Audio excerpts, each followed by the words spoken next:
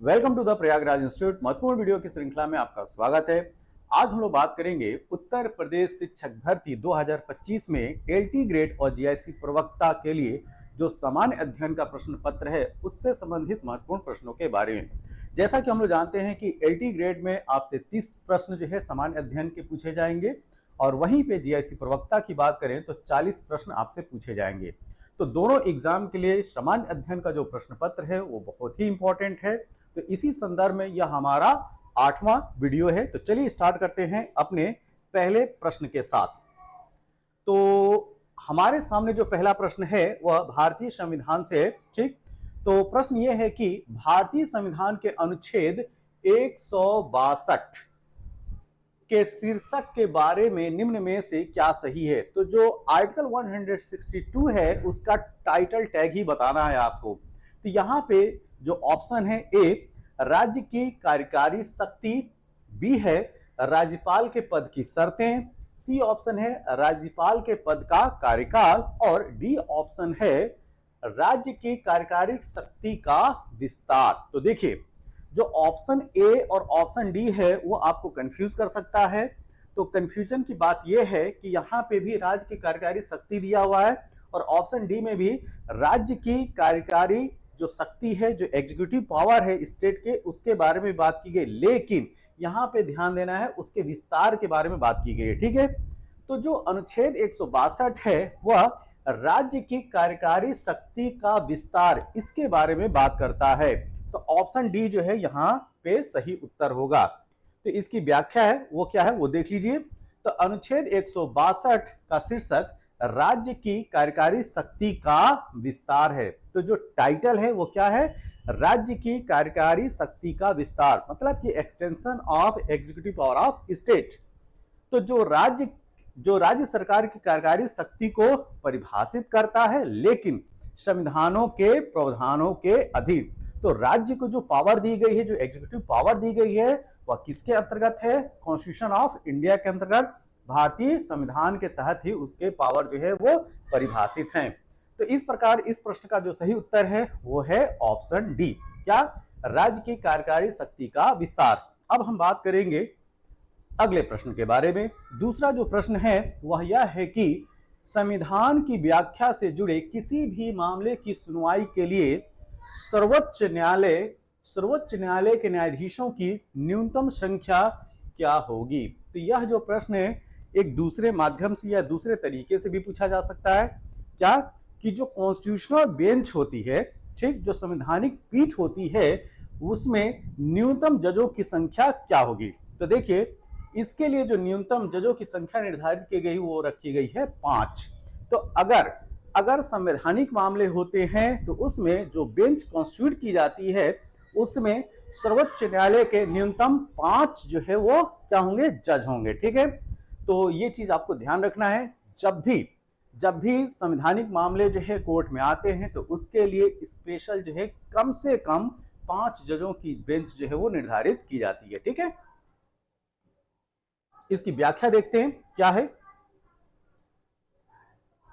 तो देखिए संविधान के अनुच्छेद, आखिर यह जो बात कही गई है कि मिनिमम जो 5 जज होंगे वह किस अनुच्छेद के तहत, तो वह आर्टिकल है 145 सब क्लॉज 3। तो जो संविधान का अनुच्छेद 145 सब क्लॉज 3 है उसके अनुसार संविधान की व्याख्या से संबंधित किसी भी महत्वपूर्ण कानूनी प्रश्न वाले मामले का निर्णय करने के लिए न्यूनतम 5 न्यायाधीशों की आवश्यकता होगी। इससे कम संख्या वाले जो न्यायाधीशों की जो बेंच होगी इस तरह के मामले को डील नहीं कर सकती। तो जब भी कॉन्स्टिट्यूशनल मामले आते हैं उसके बारे में जब निर्णय देना होता है तो ध्यान रखिएगा न्यूनतम 5 जजों की बेंच जो है बैठती है। अगला प्रश्न, सेवानिवृत्ति के बाद, मतलब कि रिटायरमेंट के बाद की बात की जा रही है। तो सेवानिवृत्ति के बाद सर्वोच्च न्यायालय का न्यायाधीश अभ्यास कर सकता है। तो यहाँ पे जो सुप्रीम कोर्ट के जज हैं वो रिटायरमेंट के बाद कहाँ अभ्यास कर सकते हैं, कहाँ अपनी प्रैक्टिस कर सकते हैं, उसके बारे में ये प्रश्न पूछा जा रहा है। तो ध्यान रखिएगा कि वह किसी भी न्यायालय में प्रैक्टिस नहीं कर सकते हैं रिटायरमेंट होने के बाद। तो यहाँ पे जो सही उत्तर है वो है ऑप्शन नंबर डी, किसी भी न्यायालय में नहीं। तो देखिए, जो संविधान का अनुच्छेद 124 सब क्लास 7 है, ठीक है, तो आर्टिकल 124 सब क्लास 7 के अनुसार सर्वोच्च न्यायालय के न्यायाधीश के पद पर रह चुका कोई भी व्यक्ति भारत के क्षेत्र में किसी न्यायालय या प्राधिकरण, यहाँ पे दोनों की बात की गई है, कोर्ट और ट्रिब्यूनल, मतलब न्यायालय और प्राधिकरण के समक्ष बहस या कार्य नहीं करेगा। तो प्रैक्टिस करने का प्रावधान सुप्रीम कोर्ट के रिटायर्ड जज को नहीं है, और ना तो वो न्यायालय में और ना ही प्राधिकरण या ट्रिब्यूनल्स में। अगला प्रश्न, सर्वोच्च न्यायालय के न्यायाधीशों के वेतन किसके द्वारा निर्धारित किए जाते हैं? तो सुप्रीम कोर्ट के जो जजेस होते हैं उनको वेतन कितना दिया जाना चाहिए, यह डिसाइड होता है पार्लियामेंट के द्वारा। किसके द्वारा? संसद के द्वारा। ऑप्शन नंबर सी यहाँ पे सही उत्तर है। तो यह पावर है संसद को, ठीक। तो संविधान का अनुच्छेद 125, यहाँ पे आर्टिकल्स भी जो है आप याद रखिएगा। यह बात कही जा रही है अनुच्छेद आर्टिकल 125 के तहत। इसके अनुसार क्या है? सर्वोच्च न्यायालय के न्यायाधीशों के वेतन संसद द्वारा निर्धारित किए जाते हैं। अगला प्रश्न, भारत के सर्वोच्च न्यायालय में न्यायाधीशों की संख्या बढ़ाने की शक्ति किसके पास निहित है? तो जब सुप्रीम कोर्ट में जजेस की संख्या जब बढ़ानी हो तो यह पावर किसके अंडर में है? यह प्रश्न जो है बार बार पूछा जाता है। तो एकदम ध्यान से जो है आपको एकदम दिमाग में रखना है कि यह पावर जो है वो संसद के पास है, पार्लियामेंट के पास है। पार्लियामेंट ही सुप्रीम कोर्ट के जजेस की जो संख्या है उसको बढ़ा सकती है। तो यहाँ पे जो सही उत्तर है ऑप्शन बी। अब बात आती है कि यह बात जो है किस अनुच्छेद के तहत कहा गया है? तो यह अनुच्छेद है 124(1), ठीक है। तो संविधान का जो आर्टिकल 124(1) है उसके अनुसार भारत के सर्वोच्च न्यायालय में न्यायाधीशों की संख्या बढ़ाने की जो शक्ति है वह संसद के पास है, पार्लियामेंट के पास है। अगला प्रश्न, भारत में न्यायिक समीक्षा, यहाँ पे जुडिशियल रिव्यू की बात की जा रही है। तो भारत में न्यायिक समीक्षा की शक्ति का उपयोग कौन करता है?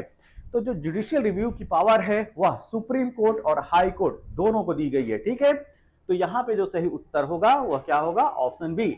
सर्वोच्च न्यायालय के साथ साथ जो उच्च न्यायालय है, मतलब कि सुप्रीम कोर्ट के साथ साथ हाई कोर्ट के पास भी न्यायिक समीक्षा की शक्ति है।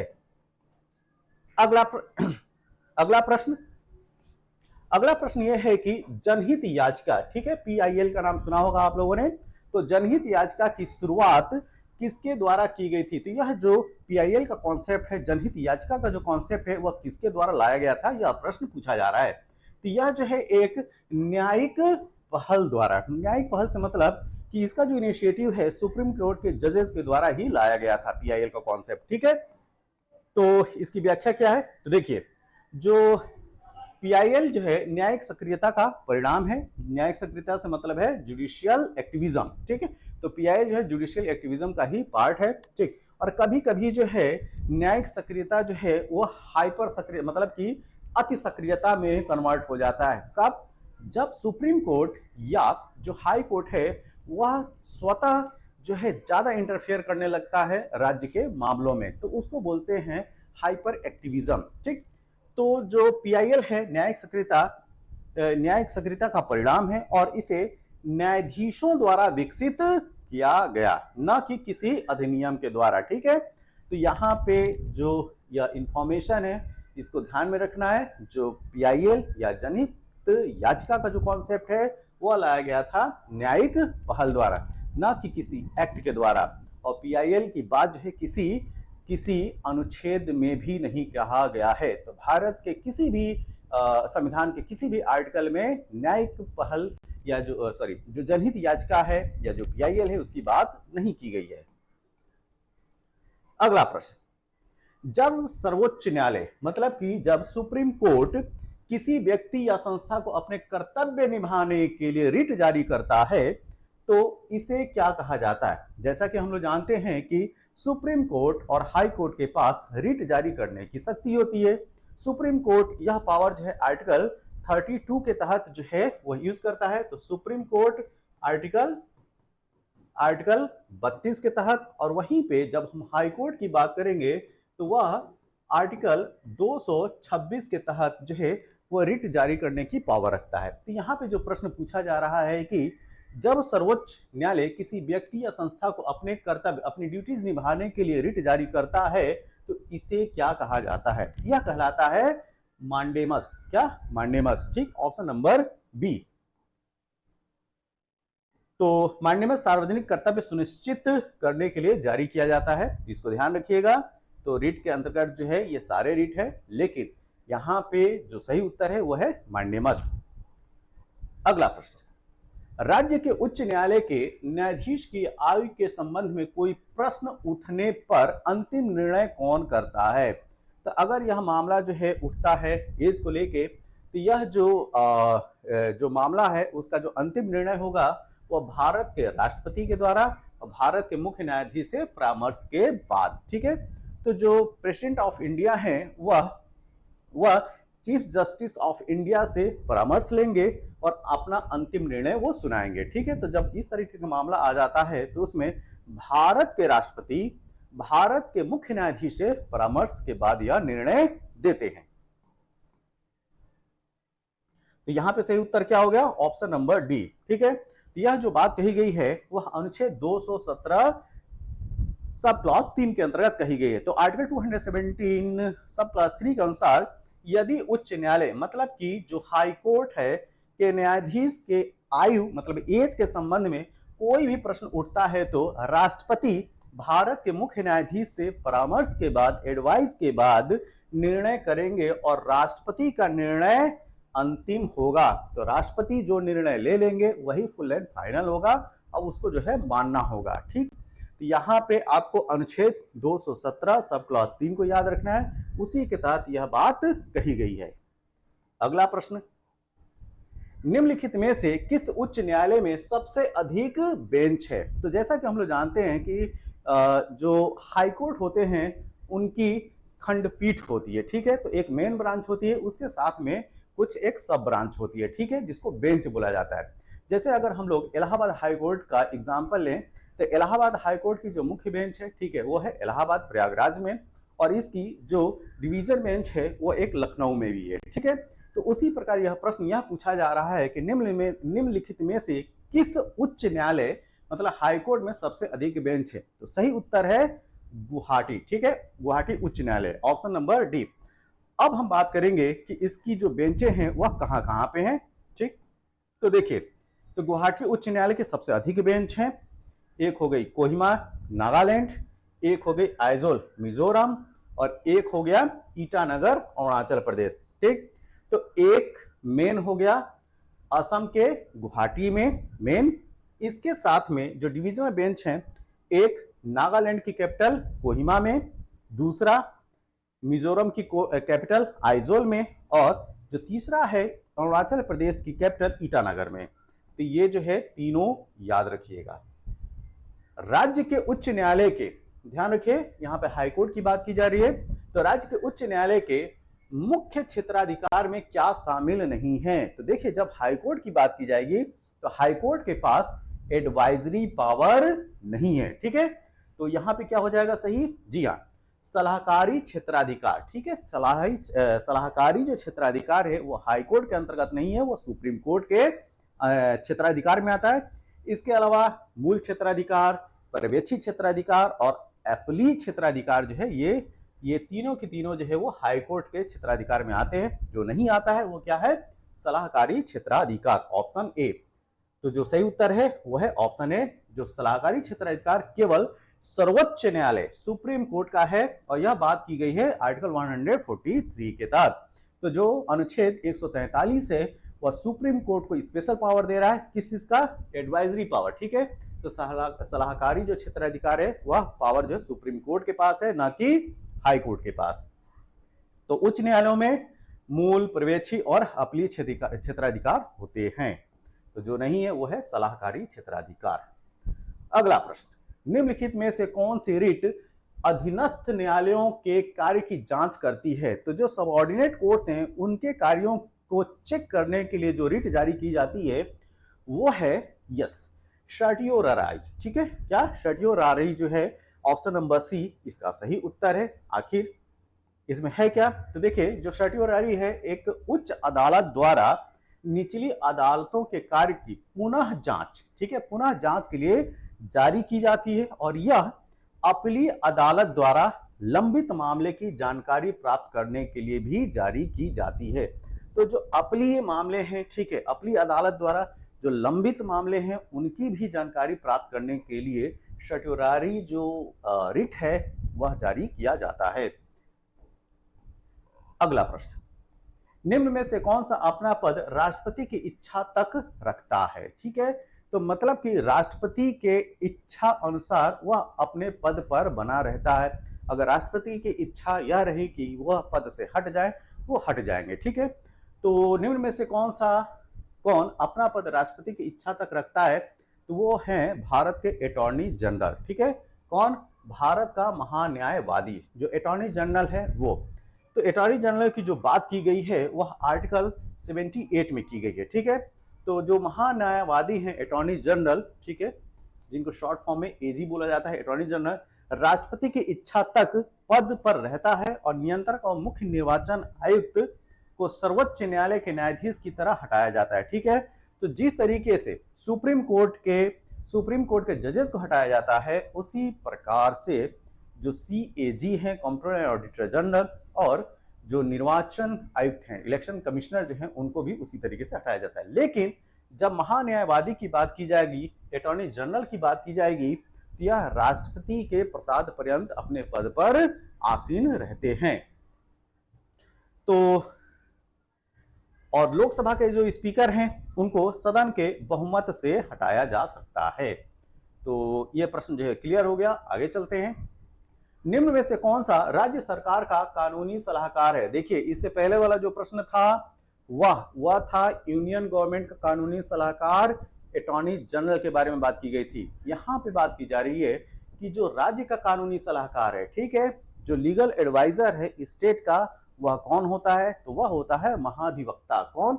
महाधिवक्ता। महाधिवक्ता जो है वह महाधिवक्ता की जो बात की गई है आर्टिकल 165 के तहत की गई है और महाधिवक्ता को इंग्लिश में बोलते हैं एडवोकेट जनरल। क्या बोलते हैं? Advocate general.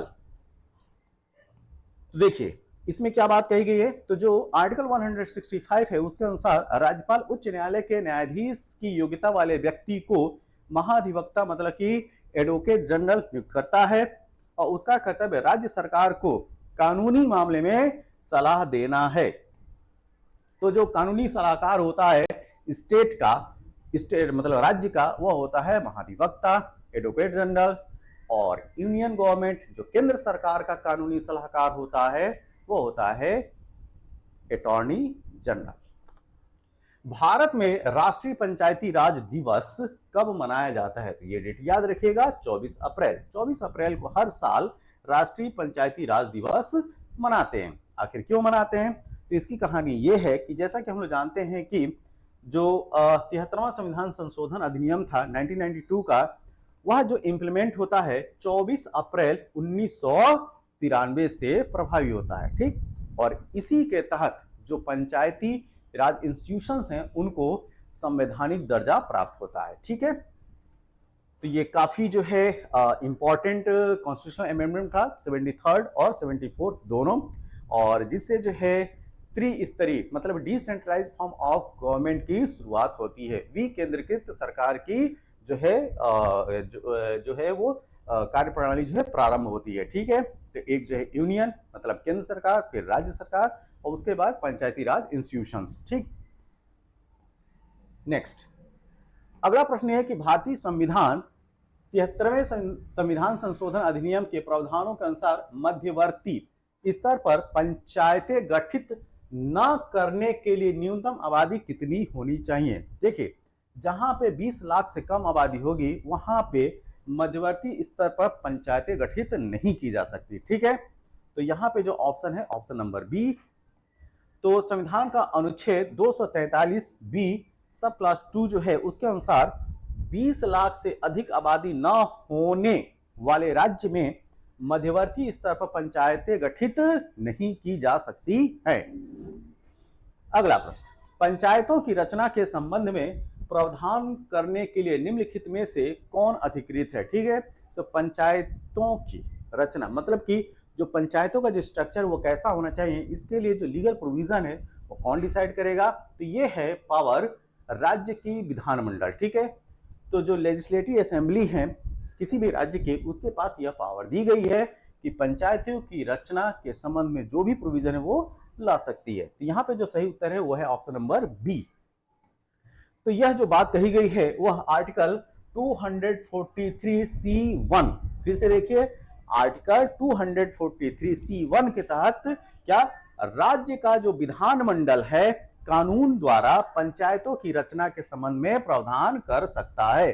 तो पंचायतों में जो भी एक्ट या अधिनियम या जो कानून लाने होंगे वह पावर जो है राज्य विधानमंडल की है। ठीक है, जो लेजिस्लेटिव असेंबली है स्टेट की वह इस पे कानून लाती है। ठीक, और यह पावर दी गई है अनुच्छेद 243C1 के तहत। ठीक, अगला प्रश्न यह है कि निम्नलिखित में से कौन ग्रास रूट डेमोक्रेसी, ठीक, ये टर्म याद रखिएगा, जो ग्रास रूट डेमोक्रेसी है के विषय से संबंधित है। तो सिंपल सी बात है, जो डिसेंट्रलाइज्ड फॉर्म ऑफ गवर्नेंस की स्टार्ट होती है 73rd कॉन्स्टिट्यूशनल अमेंडमेंट और 74th कॉन्स्टिट्यूशनल अमेंडमेंट से, उसी के तहत। तो ये है पंचायती राज प्रणाली। जो पंचायती राज सिस्टम है वही जो है ग्रास रूट डेमोक्रेसी से संबंधित है, क्योंकि वह जो है विलेज स्तर मतलब कि ग्राम स्तर तक की बात करता है। क्या? पंचायती राज सिस्टम।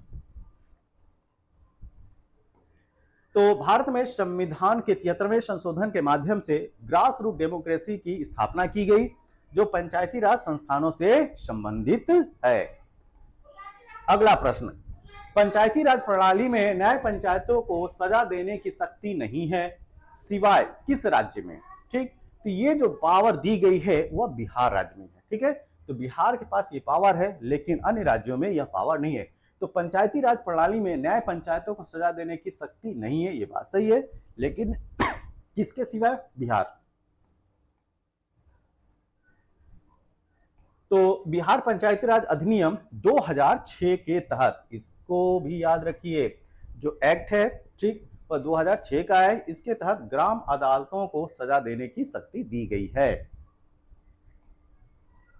अगला प्रश्न, पंचायत चुनाव के लिए राज्य निर्वाचन आयुक्त मतलब कि स्टेट इलेक्शन कमिश्नर की नियुक्ति कौन करेगा? तो इनकी नियुक्ति जो है राज्य के राज्यपाल के द्वारा की जाती है। ठीक है, जो स्टेट के जो गवर्नर होते हैं वह स्टेट इलेक्शन कमीशन के जो कमिश्नर हैं उनकी नियुक्ति करते हैं। ठीक है,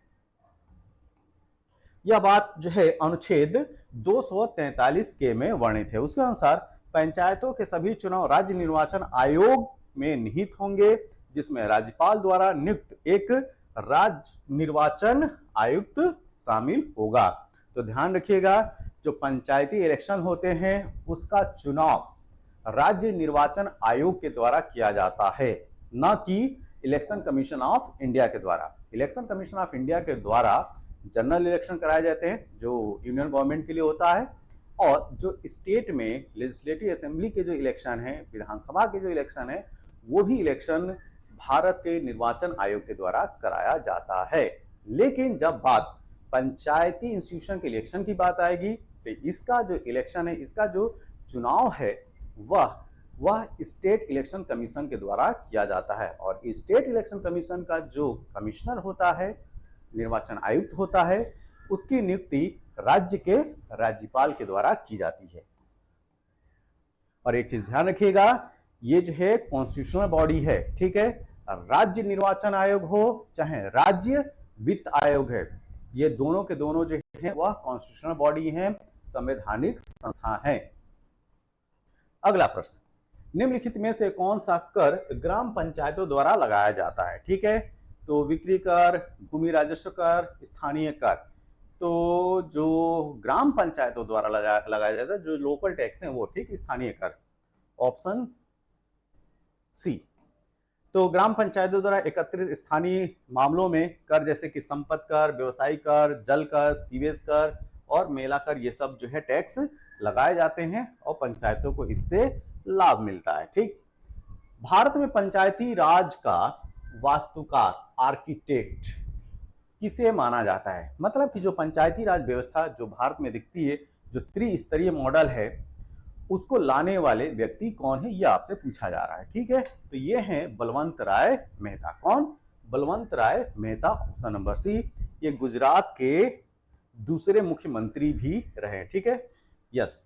तो बलवंत राय मेहता गुजरात के दूसरे मुख्यमंत्री थे और 1957 में उनकी समिति की सिफारिशों के कारण पंचायती राज का वास्तुकार माना जाता है और इस समिति ने त्रिस्तरीय पंचायती राज व्यवस्था की नींव रखी और इसीलिए हमारा जो सही उत्तर है वो है ऑप्शन नंबर सी। अगला प्रश्न, भारतीय संसद द्वारा पंचायत अनुसूचित क्षेत्रों तक विस्तार अधिनियम कब पारित किया गया? ठीक है, यहाँ पे पेशा की बात की जा रही है, तो यह पारित किया गया था 1996 में, ऑप्शन नंबर बी।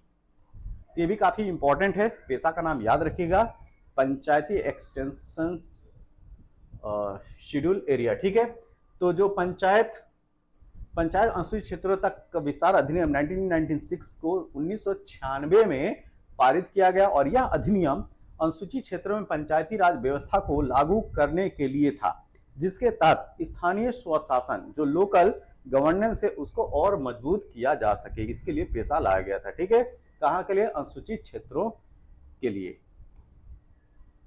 अगला प्रश्न, संसद के किसी सदस्य की अयोग्यता से संबंधित किसी प्रश्न का निर्णय करते समय राष्ट्रपति किसकी राय लेते हैं? ठीक है, तो राष्ट्रपति यहाँ पे राय लेंगे भारत के निर्वाचन आयोग का। ठीक है, इलेक्शन कमीशन ऑफ इंडिया का।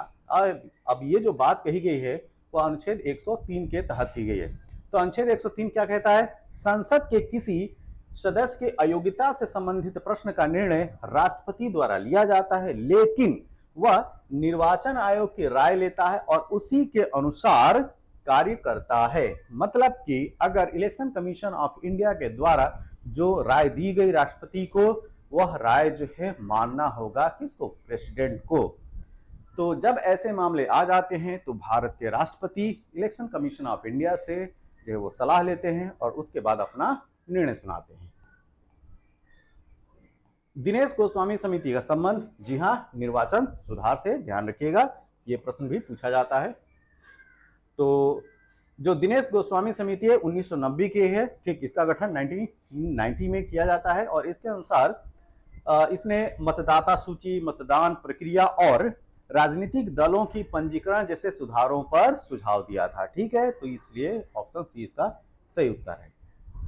अगला प्रश्न, वित्त आयोग का गठन कितने वर्षों के बाद किया जाता है? तो ध्यान रखिएगा, जो फाइनेंस कमीशन है उसका हर 5वें साल में जो उसको गठित किया जाता है और यूनियन फाइनेंस कमीशन की जो बात की गई है वो अनुच्छेद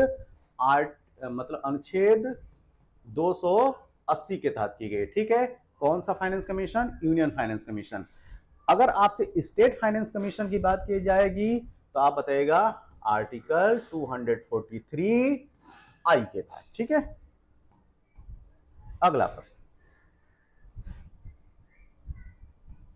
प्रश्न है कि निम्नलिखित में से कौन राज्य सरकार और स्थानीय सरकार के बीच राजस्व साझेदारी के लिए जिम्मेदार है? तो यह है राज्य वित्त आयोग, जो स्टेट फाइनेंस कमीशन है, जिसकी बात आर्टिकल 243 आई के तहत की गई है।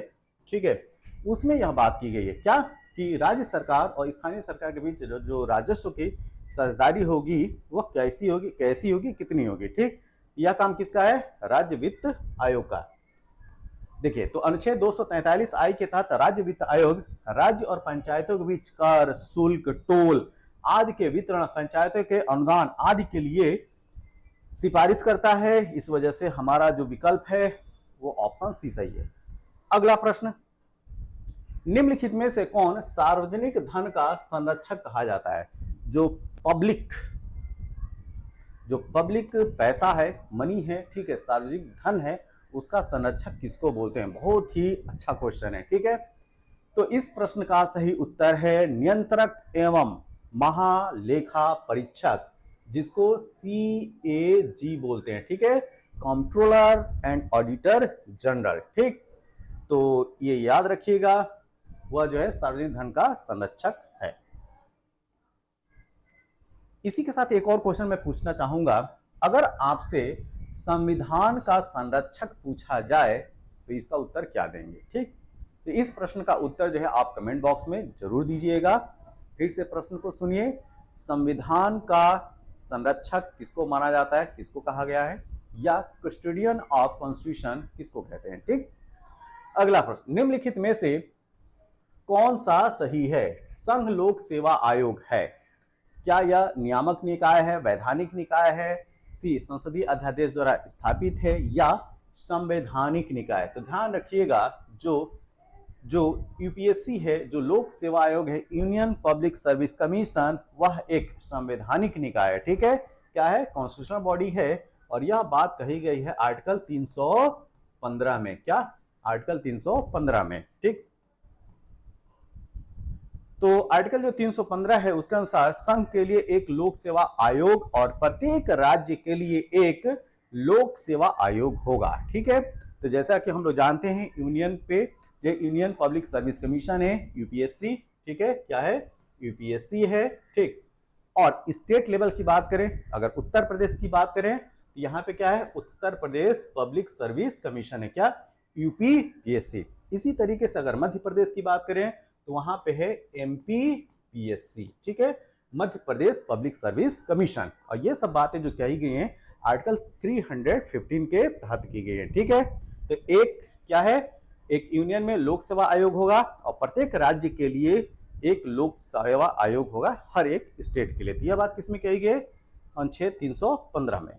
अगला प्रश्न, अनुसूचित जातियों, ठीक है, अनुसूचित जातियों, अनुसूचित जनजातियों के लिए राष्ट्रीय आयोग नेशनल कमीशन की नियुक्ति का प्रावधान संविधान के किस अनुच्छेद के अंतर्गत किया गया है। ठीक है, तो एससी के लिए नेशनल कमीशन और एसटी के लिए नेशनल कमीशन की बात जो की गई है वह किस आर्टिकल के तहत की गई है। ठीक, तो जो शेड्यूल कास्ट है, मतलब अनुसूचित जाति, वो उसमें जो है नेशनल कमीशन की बात किस अनुच्छेद के तहत की गई है, और जो शेड्यूल ट्राइब है, अनुसूचित जनजातियां हैं, उनके लिए नेशनल कमीशन की बात किस अनुच्छेद के तहत की गई, ये बताना है। तो यहाँ पे जो सही उत्तर है वो है ऑप्शन ए, 338 और 338 ए के तहत।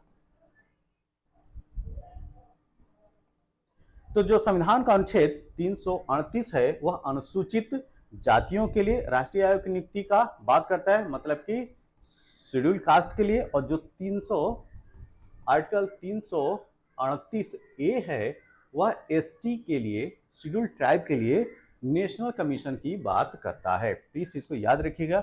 इसी के साथ यह लेक्चर जो है कंप्लीट हुआ। यह वीडियो आपको कैसा लगा, जैसा भी लगा हो आप अपने सुझाव कमेंट बॉक्स में जरूर दें। तो जैसा कि हम लोग जानते हैं कि उत्तर प्रदेश लोक सेवा आयोग के द्वारा एलटी ग्रेड की वैकेंसी जो है वह 28 जुलाई को नोटिफाइड हुई थी। ठीक है, और जीआईसी प्रवक्ता के लिए 12 अगस्त को। तो जो एलटी ग्रेड का फॉर्म है वह अंतिम डेट 28 अगस्त है और जीआईसी प्रवक्ता की जो अंतिम डेट है 12 सितंबर है। तो जो विद्यार्थी अभी तक इस फॉर्म को अप्लाई नहीं किए हैं वह जल्दी से लोक सेवा आयोग की वेबसाइट पर जाएं, अपना ओटीआर रजिस्ट्रेशन करें और फॉर्म को अप्लाई कर लें। और जैसा कि हम जानते हैं कि एलटी ग्रेड और जीआईसी प्रवक्ता दोनों में सामान्य अध्ययन का जो प्रश्न पत्र है वह कंपलसरी है। एलटी ग्रेड में 30 प्रश्न आपसे पूछे जाएंगे और जीआईसी प्रवक्ता में 40 प्रश्न। तो आपके सिलेक्शन में आपका ऑप्शनल जो है वो महत्वपूर्ण तो है ही, लेकिन सबसे ज़्यादा जो महत्वपूर्ण हो जाता है वो हो जाता है सामान्य अध्ययन का पेपर, क्योंकि उसमें या उसको पढ़ने की आपकी इच्छा जो है वह बहुत कम होती है। और जिसने इच्छा थोड़ी सी जागृत कर ली सामान्य अध्ययन के लिए, उसका सिलेक्शन जो है वो पक्का हो जाता है। तो आप अपना ऑप्शनल तो पढ़ते रहिए, लेकिन इसके साथ जो सामान्य अध्ययन है, भले एलटी ग्रेड में 30 प्रश्न आ रहे हैं, ठीक, और ऑप्शनल में 120 125, लेकिन फिर भी ये जो 30 प्रश्न है आपके सिलेक्शन के लिए जो है काफ़ी इंपॉर्टेंट है। और जीआईसी प्रवक्ता बिना जीएस के वो जो 40 प्रश्न है, आप जीआईसी प्रवक्ता का प्रीलिम्स निकालना जो है असंभव जैसा है। ठीक है, तो प्लीज़ जो भी स्टूडेंट इसकी तैयारी कर रहे हैं हमारे चैनल के साथ बने रहें और इस चैनल को ज़्यादा से ज़्यादा लाइक करें, चैनल को सब्सक्राइब करें और शेयर करें। तब तक के लिए थैंक यू, धन्यवाद।